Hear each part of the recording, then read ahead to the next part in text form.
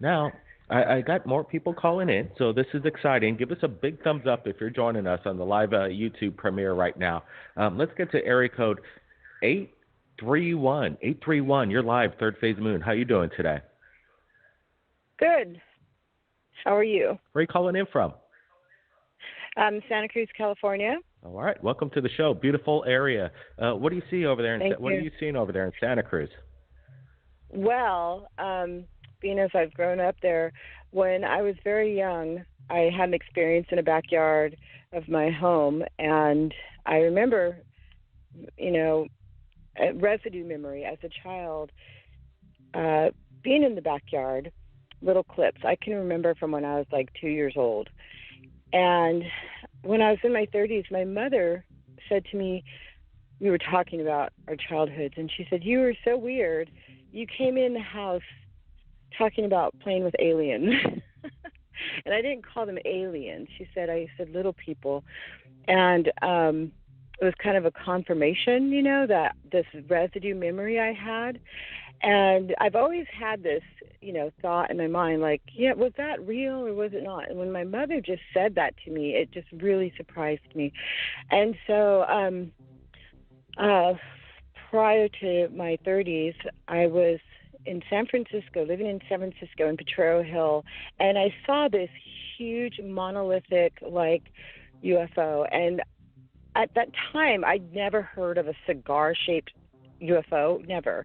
And this is actually more truly like an aircraft carrier going over the sunset, and it was around sunset. And this was in February of 95, and I thought for sure this would be on the news.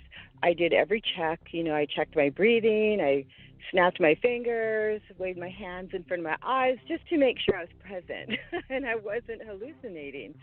And I remember the heat wave ripple, which I have heard people say is a cloaking type thing, but it was so big, I don't understand how anyone would have not seen it. And it was moving slowly. It wasn't going fast. And so several years later on YouTube in Mexico, a man did a video and people were walking down the street and he actually was saying, look, look, look. And people finally looked up and noticed this huge monolithic thing that he was actually videotaping, and it was the same one. It was 10 years after I'd seen mine, but yeah, it was the same one. Incredible. So, yeah, they're real. They are real, and that's insane that you're, sharing this and how you ran into your mother's to the room and told her, look, I was just visited by these aliens or these little people. And let me tell you, I've been getting a lot of calls lately in regards to these encounters, and my brother and I have had our own personal encounters at a young age, and it's personal, but it's interesting. And they come when you're a child, in my opinion. They want to make contact. Yeah. I guess Did you feel threatened by them, or were you kind of were they friendly? They were friendly towards us, it seems. They were friendly, and it was really strange because in that memory, I said, it's residue, but I do remember, I can see a snapshot clearly of the fence and the trees. It's one of the really only clear spots of that memory that I have, and these little grays. They were what people call grays now. Of course, I didn't comprehend that when I was little. I didn't know. Can I ask you this question? Were they wearing any kind of clothing? When we experienced them, they're kind of I recall it. They look like they're almost wearing jumpsuits. Yeah, that's what I was gonna say. And I don't want to overemphasize or over dramatize. But I swore, in my residue memory, they had an apparatus with them, some type of something on their hand and around their waist.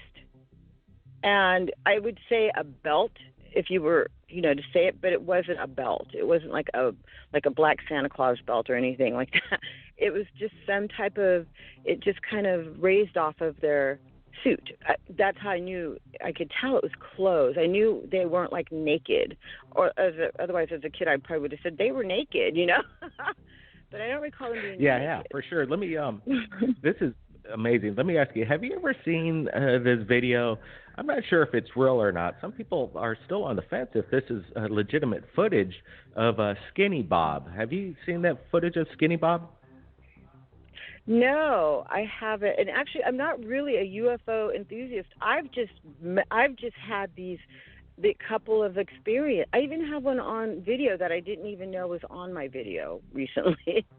So, but yeah, no, I'm not a UFO enthusiast or anything. I'm not a conspiracy theorist or nothing.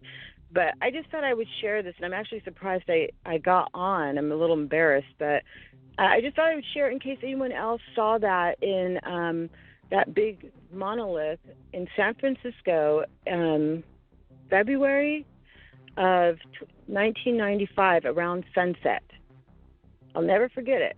That's primarily why I wanted to call in, to see if anyone else saw that, and also that I do have a residue memory of grays in the backyard of our house by the yacht harbor in Santa Cruz when I was a little girl.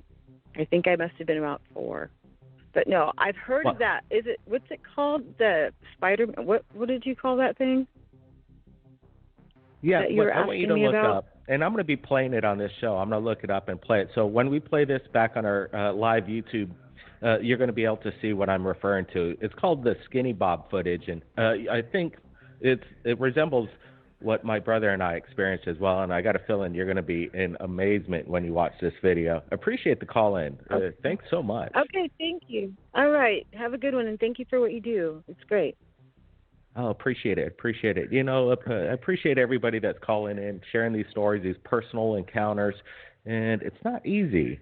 I consider these people very brave to do this, so keep your eyes on the skies, and if you capture anything amazing, submit it to us right here at Third Phase of Moon. My email is in the description below.